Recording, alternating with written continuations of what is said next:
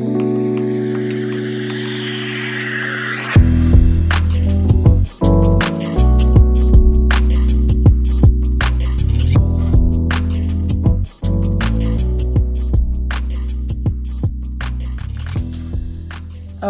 I'm back. This is part 2. And again, hi for those of you who are new here. My name is Allie. This channel is called Postpartum Mom because I talk all things after having babies, meaning after you've become a mother. So if you're a foster parent, an adoptive parent, and also if you choose to be a surrogate, which as a surrogate, you are required to have had one child before becoming a surrogate. You can't just be a new mom. You have to have experience in birthing so that they understand that you're low risk and that you are capable of carrying a child. So in the last video, we were talking about leading up to the embryo transfer, what I was doing. And then we talked about the transfer day. And then we talked about some of the craziness that happened after that. And now I want to talk about after the transfer. So after the transfer, I did feel cramping, and you know, being that you're really set on hoping that this embryo sticks, is what we call it, sticks. You kind of are nervous and you don't know if all the symptoms are psychosomatic, meaning related to what you're thinking, like you're thinking you're cramping, so you start to cramp, or if it's real. So for me, I just kind of tried to relax. I did, you know, warm, not hot showers. I didn't do any baths. You're not supposed to immerse yourself in any type of water because that can lead to infection and introduction into the vaginal canal.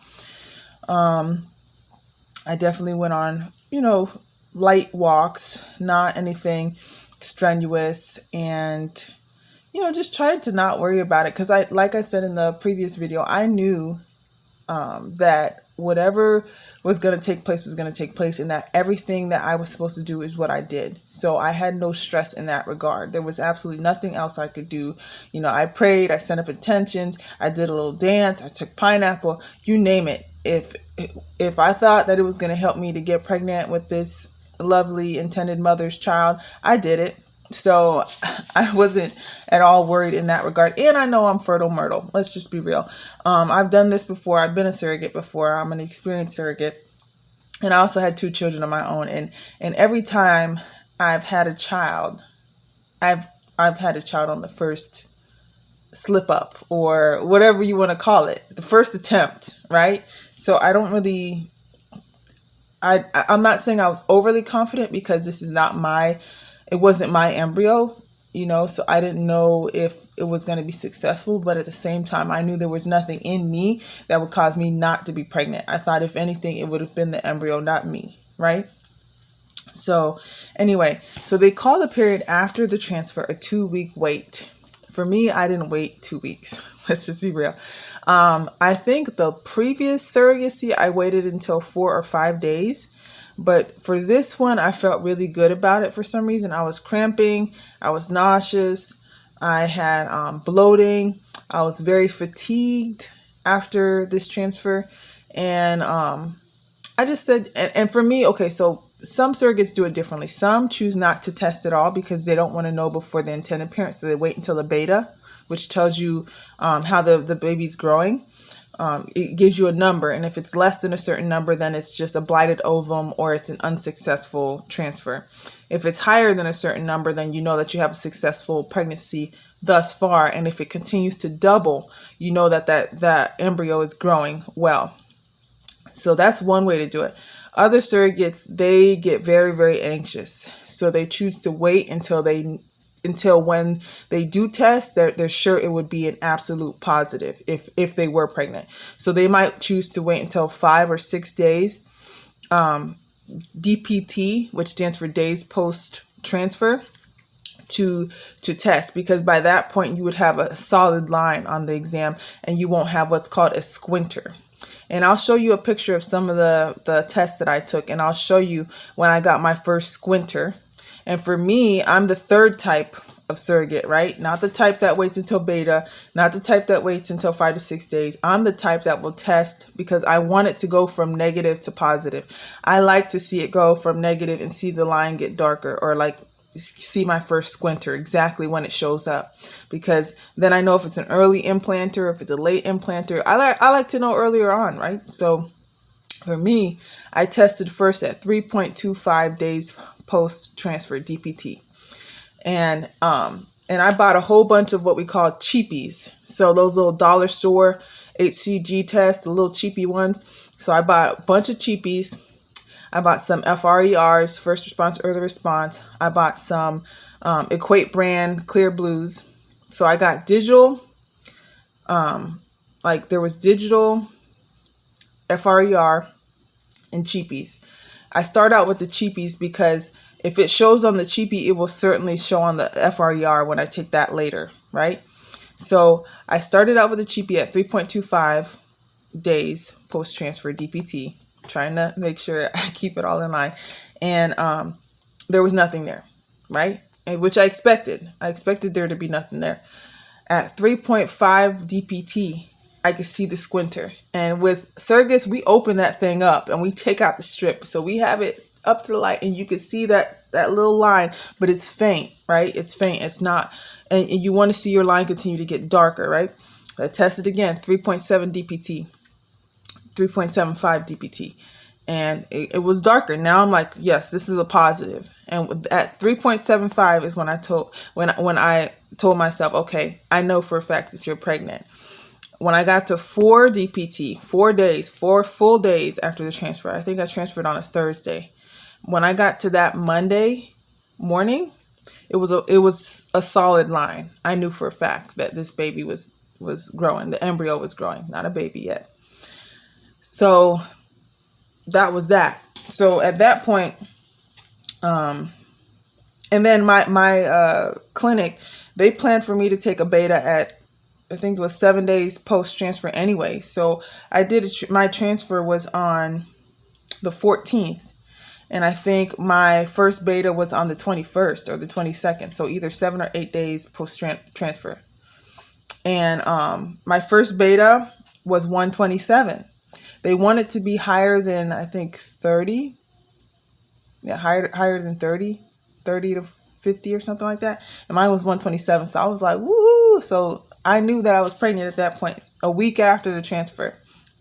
And when you transfer the embryo, I transferred a 5-day blastocyst. You can transfer a 3-day as well. And I think sometimes people go 7 days, but they're not thought to be as successful. And so I did a 5-day transfer, 5-day blastocyst transfer. I think they consider you a week and a half to 2 weeks pregnant at the time of the transfer. Don't quote me on that. Look that up. But you're considered a certain amount of time pregnant by the time you do the transfer, because by the time the embryo is actually formed, you've been pregnant for at least probably a week or so. Yes, I think I had implantation cramping and all that. Took my beta. The first one was 127. That was 7 DPT, 7 days post transfer. At 11 DPT, it was 1,010. So I was doubling at a good rate. I was doubling at a good rate. That was an excellent number. And then at 14 DPT, I was 3,323.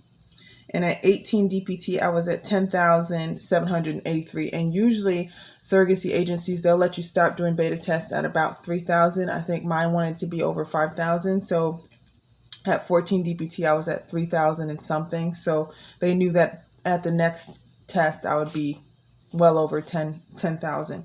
And I was. So after that one, I was able to stop. They scheduled my first ultrasound, which was on February the 8th, a day after my son's birthday.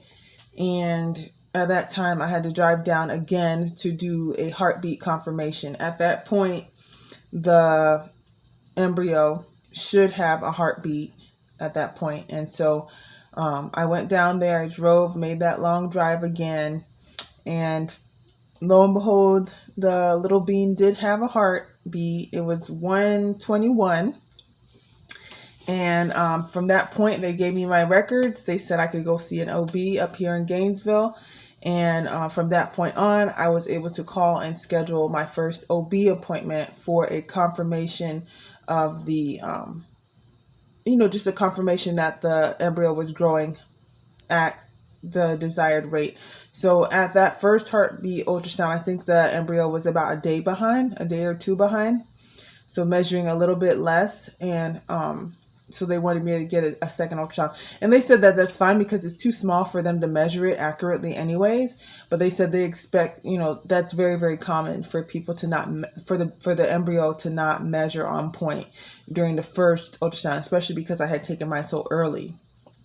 And so that's what I did. As soon as I left, I was calling different OBs. I was excited. I let the intended mom know, of course, congratulations. You have an embryo with a heartbeat and the baby's growing well. And of course, she was ecstatic. She was excited. And then I called my OB that I had used my previous journey. And unfortunately, they just weren't responsive. They did not return my call. Even until now, they haven't returned my call. I left a message. I tried to get through several times, never got through. However, I knew another mom through my daughter's cheer dance team, and she worked at an OB office. And as soon as I called, I got an appointment. They were very flexible, very responsive, very on top of it. Their costs out of pocket were less because I use my insurance up until this pregnancy, but because a lot of insurances do not cover gestational carriers, the intended mother would have to pay out of pocket. And this other OB actually had less of an out-of-pocket pay than my prior choice. So I was like, this is a win-win. They're more responsive. I can get into my appointments, and sounds like they're going to take good care of me. And so at that point, I made my first appointment, which was going to be on the 19th of February. So that would be in month 2, which I'll be making a video for next. And at that point, I was told by my reproductive endocrinologist to continue taking my medications. They doubled my estrogen. So I doubled my PO by mouth estrogen, still taking my estrogen patches, still doing the progesterone shot, still doing aspirin, still doing prenatal vitamins, and still making sure I'm resting, exercising, and eating well. So that was the first month of the pregnancy, including the pre-transfer period of time, transfer, and then post-transfer period of time. So again, throughout that month, I continued to feel fatigued, very, tired. I made sure I took a nap when I came home. I had to take a nap at home for about an hour and a half. Then I would wake up at about 11 o'clock to pee. Then I would take another nap again. I probably ended, during that period of time, the first month, I probably was waking up twice in the night, about 11 o'clock and then around like 2 or 3 o'clock in the morning to get up and pee, or because I was nauseous. But it wasn't horrible. It was expected. And overall, I've had a good experience so far. So hopefully you all will come back for my next video for month 2. And I look forward to hearing from you all. If there's any questions I can answer, please let me know. Please join the family. If you love my content, or if you like it and you appreciate it, please like and subscribe. I really appreciate you all watching these videos, and I hope it helps. Have a great day.